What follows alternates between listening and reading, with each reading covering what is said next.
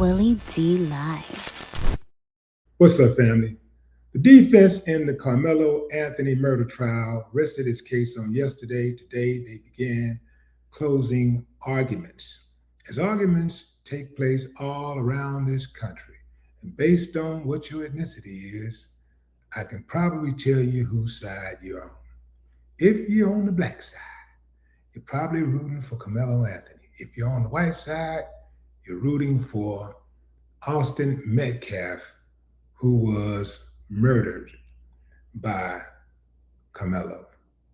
Should I say murder or should I say killed? I guess at the end of the day, he's dead, right? There are people who are saying that Austin brought this upon himself when he confronted Carmelo and he pushed him. There are people who are saying Carmelo had no right to stab him. After all, what are you doing with a knife at a track meet anyway? What is not being said is Austin Metcalf, the deceased, and his brother, his twin brother, Hunter, wasn't even supposed to be at the track meet because guess what? They were suspended. Now, I don't know why they were suspended, but nobody's talking about why they were suspended. I would really like to know why they were suspended. In order for you to be suspended from school, typically it involves fighting. And I want to know if they were fighting, who were they fighting on? Austin and his brother Hunter had a reputation, reportedly, for being bullies. Now, y'all know we don't like bullies in the United States. I mean, United States, it's a bully country, but individually, we don't like bullies, right? Because we always talk about how bullies got what they deserve, and bullies deserved this and that and that and the third. But I think a lot of us, we determine whether we like bullies or not based on the skin color of the victim. That's what we typically do in this country, right? Now, I do believe that at the end of the day, Carmelo Anthony is not going to do any prison time. I don't think this case got a bunch of holes in it. And I think that they know it got holes in it. I think that the prosecution took so long to charge Carmelo because they didn't have a case. They were manufacturing a case. That's why it took them so long to charge him, because they knew that Austin was in the wrong. I do believe they had that video footage early on. And anytime there's video footage and it's consistent with the narrative that they want to spin, they put it out there immediately. When it's not, they hold on to it until they can get it just right so they can show it. Yeah, that's the game. And I do believe that's the game that was played in this trial. Now, I want to show you some pictures of some guys, right?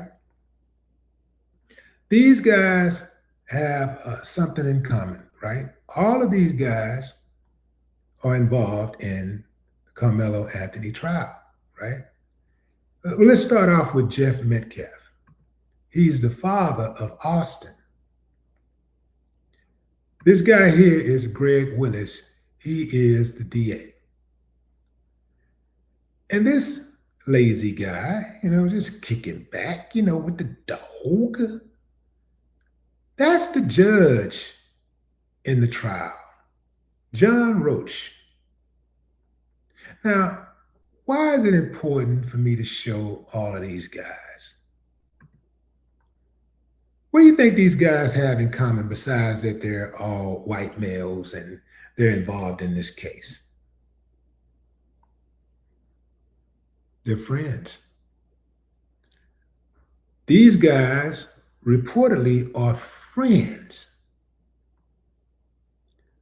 Austin Metcalf's father, Jeff, is friends with the DA. The DA is friends with Jeff Metcalf, and Jeff Metcalf is friends with John Roach.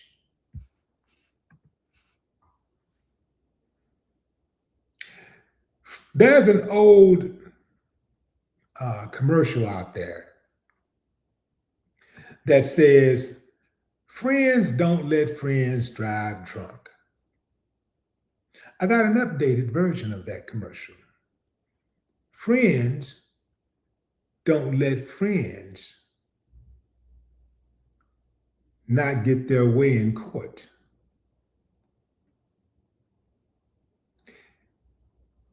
These guys are friends. You think they're not going to look out for each other? Do you really think for one remote moment that they're not going to look out for one another? I mean, it's just a black kid, you know? I think if it was another white kid, I don't even think we'd still be here. If a white kid had stabbed Austin Metcalf, I don't think we'd be here. I think that all of these guys know the truth. And this is one of the reasons why Austin's dad resigned to forgiving Carmelo Anthony early on. Austin's dad probably knows that his son was a bully. Hunter, who is trying to play innocent, he ain't all that innocent at all. From what I understand, he was right there in the center of it, jumping Carmelo Anthony when things went down. When it went down, they say at least 5 guys jumped Carmelo Anthony. So you want to talk about the knife? Well, the knife was legal in the state of Texas. Not only can you carry a knife on the streets of Texas, you can carry a knife at a stadium, at a track meet. So you got nothing there. So what are you gonna do? You're gonna pivot, right? You gotta pivot. Well, he need to die. He need to go to jail for the rest of his life. See, once you ain't got no argument, you can't make an argument, you can't make sense. Can't make an argument, can't make sense. So you just start saying stupid shit and just throwing out anything, and your true colors come out. Well, he should go to jail. This reminds me of when there was these non-black people that I was around, because I don't want to pick on nobody, so I'm just going to say non-black people that I was around during the time that Barack Obama was running for president. And this is right after he won the Iowa caucus. And this girl who was a friend of one of the guys that I knew said, we were talking about Barack, and I said, yeah, it looked like he might be able to win it.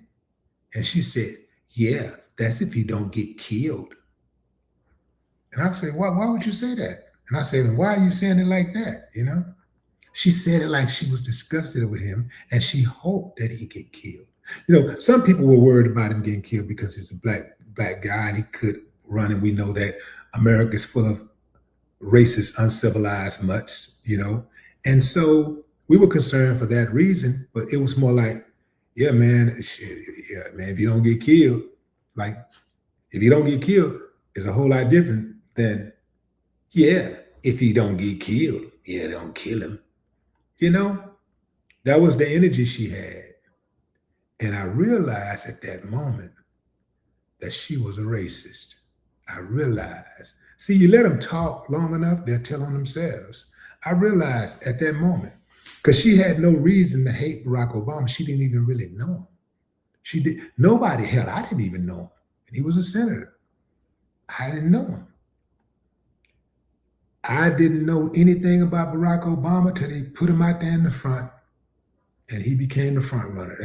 I didn't know who the hell he was. But I didn't wish death on him. She was hoping that he died. So when you look at a lot of these people who say that Carmelo Anthony is guilty, they're only saying that because he's black. They hope he go to jail for 100 years. They're only saying it because he's black. If he was a white kid who killed another white kid, we wouldn't even be talking about this case. It wouldn't even be a case. And even if it was a case, they wouldn't have that same kind of energy. Ooh, I know you're good. I studied you. I studied you. I know you. Yeah, man, I know you better than you know yourself. Yeah, yeah, absolutely. Carmelo cannot get a fair trial.